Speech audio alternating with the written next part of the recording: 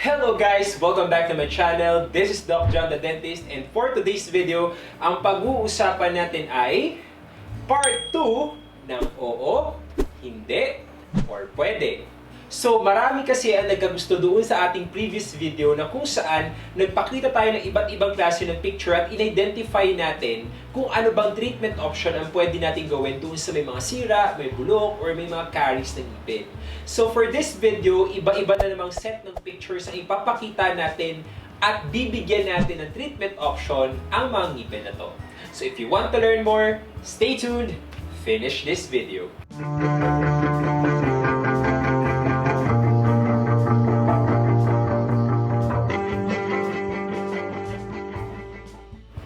So if you're new to my channel, don't forget to subscribe and like this video and also click the notification bell para ma-notify kayo whenever I upload new videos. And also if you have questions, suggestions, reactions sa mga videos natin, you can comment it down below para magka-idea ako personally sa iba pa ninyong mga dental concerns. And also if kung may mga tanong po kayo tungkol sa mga presyo or dental fees or dental prices ng mga treatments, unfortunately po hindi ko sila pwedeng sagutin dito sa YouTube dahil po unethical po yun sa part ko as a dentist, and also just to give respect na lang po sa mga kapwa ko dentista. Okay? So now, punta na po tayo dun sa ating pinaka-main topic for today, which is pagpapakita sa inyo ng mga litrato or larawan ng mga ngipin na may sira, bulok, or caries, or tooth decay, at i-identify natin kung ano yung treatment option na pwede natin makonsider doon sa mga ngipin na yun. Uulitin ko lang po ha, i-identify po natin yung treatment or procedure na pwedeng gawin without doing clinical assessment, without doing x-ray. So basically, didepende pa rin po siya during your dental visit para malaman if kung ano ba yung final diagnosis and final treatment doon sa ngipin na concern ninyo. Okay? Sige. So simulan na natin sa ating unang larawan. So for this picture, makita natin na yung ngipin is medyo malaki na yung sira niya at medyo almost wala na tayo natitirang crown part doon sa may gilid or papunta doon sa may third molar. So definitely, itong ngipin na to, yung nasa gitna, ang treatment option na natin sa kanya is for bunot or root canal treatment. Okay? Hindi na po yan kaya ng pasta lang dahil malaki po yung chance na nagkaroon na yun ng pulp exposure.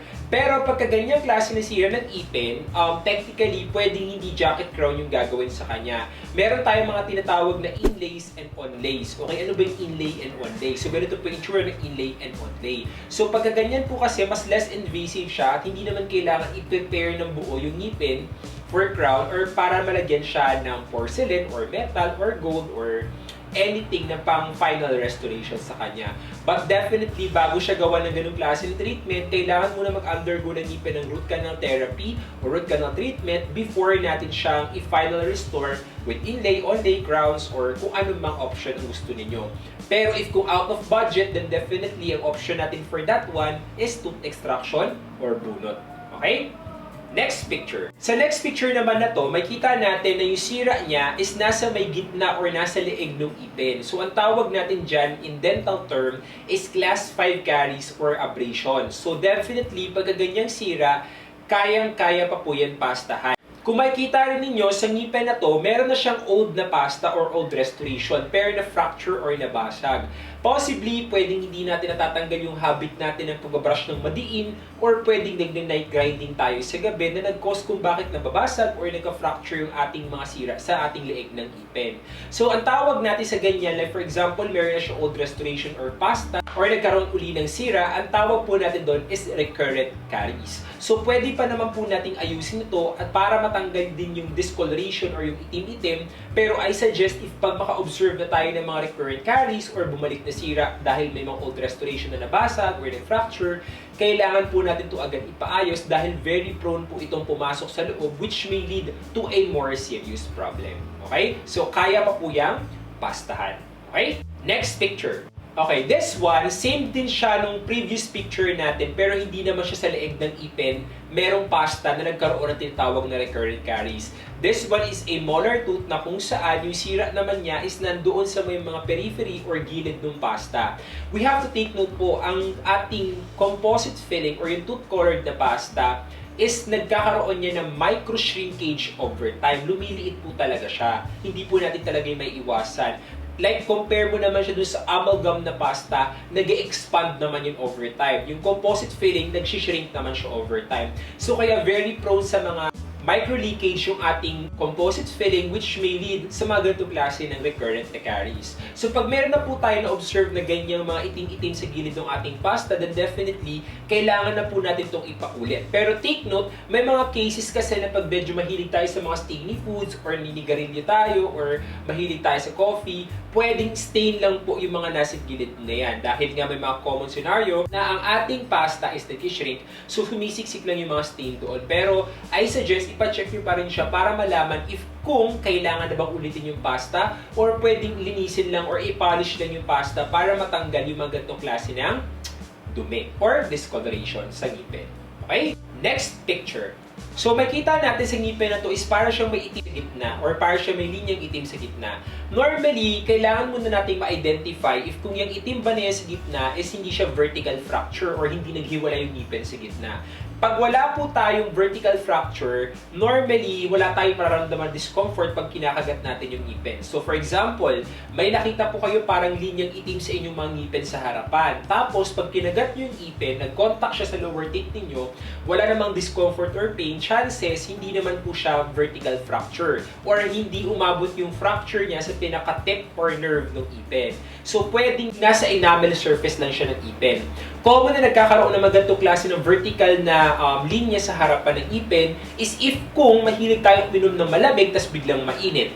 Mahilig tayo sa acidic food, so definitely pwede tayong magkaroon ng ganitong klase ng mga itim-itim or linya sa ating mga ngipin. So if kung by the picture itself lang yung titingnan natin, pwede pa po itong pastahan for cosmetic purposes. Tatanggalin lang itim na linya, then i-cover ng composite filling para po mapaganda ulit yung ipin. Okay? Next picture. Yan. So this one, kung makikita niyo sa molar na to, meron siyang katabi na tinatawag natin na amalgam na pasta or amalgam restoration. Yan yung binanggit ko sa inyo kanina na kahit matagal na yung pasta is sobrang ganda pa din dahil nga nag-expand siya. Sinisil niya po yung periphery nung cavity or nung sira. Pero pagka may mga scenario na nabasag siya or natanggal siya, ganito yung mga pwede maging itsura ng ating ngipin. Pero pagka ganyan po na cases, pwede ba yung pastahan? By just looking at the picture itself, mukha pa po siya kayang pastahan. Lalo na pag bagong tanggal lang po yung pasta ninyo I suggest na iparipasta nyo siya agad-agad. Dahil ang naka-expose po sa ngipin natin, pag natanggal ang pasta is yung second layer ng ipin, then after yung second layer na dentin, then yung pulp na. So very sensitive ang ating ngipin and very marupok. Marupok ba? Marupok yung ipin natin, lalo na sa mga outside or oral environments natin na maraming or punong-puno ng bacteria. So once na may makapapo kayo na parang may natanggal or nag-chip off sa pasta ninyo, maaari po lamang na ibalik natin ito agad sa ating mga dentista para magawa nito ng paraan at pastahan uli. So for this picture, kaya pa po itong pastahan. Okay? Next picture. Okay, so for this picture, hindi po ito sa adult teeth. Actually, itong ngipin na to is sa primary teeth or baby teeth. So, pagka ganyan pong klase na sira, definitely, pwede pa po yung pastahan. Hindi po excuse sa dahil baby teeth pa yung sira na yan is hindi po natin yung ipapaayos. We have to take note po na every teeth or every tooth is very important dahil meron pong function ng ating mga ngipin, lalo na ang primary tooth, because it serves as a path or sinusundan ng ating permanent tooth para hindi ito maligaw at hindi magkaroon ng malocclusion or sungki-sungking mga ngipin pagtanda. So pagka ganyan case po kasi, pwede po natin yung pastahan ng composite filling. Pero take note kasi ang mga kids natin, hindi sila ganun kaingat pagdating sa mga pasta. Kaya very prone na pag pinasta mo yung ganyang klase ng ipin, pwedeng mabasag, pwedeng matanggal. So definitely, pwede po tayong gumamit ng tinatawag natin na SSC or stainless steel crown, gaya po nito. So SSC or stainless steel crown is preformed na pinapasok na lang po sa mga ngipin para makover yung ipin hanggang matanggal ito sa time na kailangan na siyang matanggal. Dahil pag natanggal na or umalog ng ating primary teeth, then definitely malapit na pong lumabas ang ating permanent teeth. So pwede po natin itong pastahan at treat para naman po maiwasan natin na magkaroon ng malocclusion or sungki-sungki ng mga ngipin. Okay?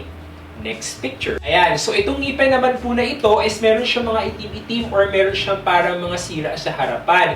By just looking at this picture po, kaya pa po itong pastahan. At considering na old patient na, gaya nga nabanggit ko sa previous video ko last time, may mga cases kasi na pagka yung sira ng ngipin natin is nasa younger patient siya, tapos medyo malaki na siya, may mga chances na hindi na siya kayang pastahan dahil nga mas malaki or mas makapal yung ating nerve or pulp sa loob.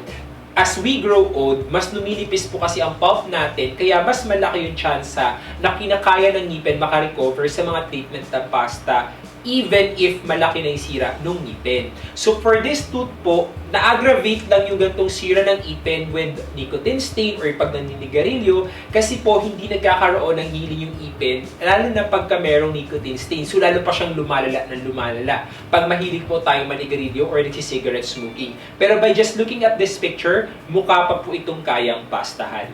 Okay? Basta maagapan. So hopefully guys, for this video is marami na naman po kayo natutunan ng mga treatment options or ideas kung paano ba ang dapat nating gawin doon sa ating mga ngipin na may sira. So kung gusto niyo po ng part 3, hopefully po panoorin niyo itong video na to or i-share niyo siya sa mga friends ninyo, sa mga social media accounts ninyo, para yung mga friends ninyo or relatives ninyo na may mga ganitong klase ng concern is magkaroon din sila ng idea kung ano treatment option ang pwedeng gawin sa ngipin nila para hindi naman sila mawalan ng pag-asa just in case na kaya pa palang ayusin yung kanilang mga ngipin. So hopefully guys, makita ko uli kayo sa mga next video ko. Maraming salamat.